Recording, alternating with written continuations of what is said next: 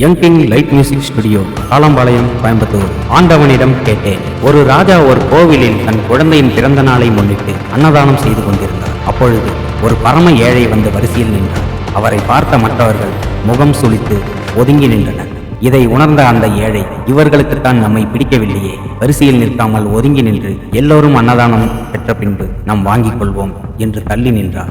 நேரம் போய்கொண்டே இருந்தது. இவன் தள்ளி நின்றதால் இவனுக்கு பின்னால் வந்தவர்கள் எல்லாரும் அன்னதானம் பெற்றார்கள். சிலர் அன்னதானம் பெற்றுக்கொண்டு இவனை ஏளனம் செய்து சிரித்து விட்டு போனார்கள். இவன் வாயை திறந்து எதுவும் சொல்லவில்லை. என்றாலும் மனதிற்குள் ஒரு சோகம். எல்லோருக்கும் தரப்படும் அன்னதானம் கூட நமக்கு கிடைக்க எவ்வளவு காத்திருக்கு, எவ்வளவு போராட்டம், எவ்வளவு இழி சொல். போன ஜென்மத்தில் என்ன பாவம் செய்தோமோ இப்படி தவிக்கிறோமே என்று தன் விதியை நொந்து மாலை வரை காத்திருந்து சரி, நமக்கு இன்று பட்டினி என்று எழுதியுள்ளது போல, அப்பனே ஆண்டவா, என்னை ஏன்பா இப்படி ஒரு இழிப்பிறவியில் பிறக்கச் செய்தாய் என்று கோபுரத்தை பார்த்து மனதில் உள்ள தன் குமுறலை சொல்லி கோவில் அருகே உள்ள குளத்தங்கரையில் அமர்ந்தான். குளத்து நீரை கையில் எடுத்து முகத்தை கழுவி படியில் சோர்வாக அமர்ந்தான். ராஜா அன்னதானம் கொடுத்து முடித்து அந்த படித்துறையில் காலார நடந்து வந்தான். என்னப்பா சாப்பிட்டியா என்று ஒரு 10 அடி தூரத்திலிருந்து குளத்தில் தன் முகத்தை பார்த்து கொண்டிருந்த அந்த ஏழையிடம் கேட்டார். கேட்பது ராஜா என்று தெரியாமல், ஊரே சாப்பிட்டது, என் தலையில் என்று பட்டினி என்று எழுதியுள்ளது போல ஐயா என்று விரக்தியாக முகத்தை திருப்பாமல்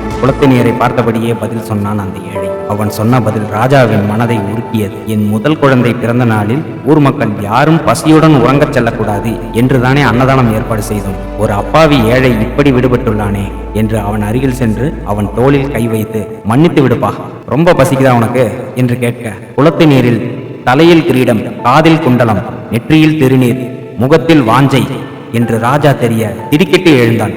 ராஜா, நீங்க என்று தெரியாமல் அமர்ந்து கொண்டே பதில் சொல்லிவிட்டேன், மன்னிக்க வேண்டுகிறேன் என்று பதறினான். இவனின் பண்பை பார்த்த ராஜா சத்தமாக சிரித்தார். வா, இன்று நீ என்னோடும் குழந்தை ராணியோடும் விருந்து உண்ண போகிறாய் என்று அவனை பேச விடாமல் எழுந்து சென்ற அவரை தேரில் ஏற்றிக்கொண்டு அரண்மனைக்கு விரைந்தார். போய் குளித்து விட்டு வா என்று தனக்கென்று வாங்கி வைத்திருந்த புதிய ஆடைகளில் ஒன்றை அவனுக்கு கொடுத்தார். குளித்து புத்தாடை அணிந்தது அறுசுவை விருந்து கொடுத்தார். சாப்பிட்டு முடித்து அவன் கையில் ஒரு குடம் நிறைய பொட்டாசுகளை கொடுத்தார். இன்றிலிருந்து நீ ஏழை இல்லை, இந்த பணத்தை வைத்து நீ விரும்பும் தொழிலை நேர்மையாக செய்து கௌரவமாக வாழ் என்று வாழ்த்தினார். இதுவரை அமைதியாக இருந்த அந்த ஏழையின் கண்ணீரில் தாரையாக தண்ணீர் கொட்டியது. ஏன்பா அழுகிறாய் என்று ராஜா கேட்க, நான் இது நாள் வரை பிறவி ஏழை என்று மட்டும்தான் நினைத்திருந்தேன் ராஜா.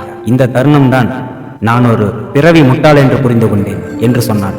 ராஜா, ஏன் அப்படி சொல்கிறாய் என்று கேட்க, வாழ்க்கையில் இன்றுதான் முதல் முறையாக கோபுரத்தை பார்த்து என்னை ஏன் இப்படி வைத்திருக்கிறாய் என்று ஆண்டவனிடம் கேட்டேன். கேட்ட சில நிமிடங்களில் உங்களை அனுப்பி என் தலையெழுத்தையே மாட்டிவிட்டார். கடவுளிடம் கேட்டால் நாம் கேட்டதை விட இன்னும் பல மடங்கு தருவான் என்று இன்று வரை புரியாமல் ஒரு முட்டாளாகவே வாழ்ந்துள்ளேன் என்று சொல்லி அழுதான்.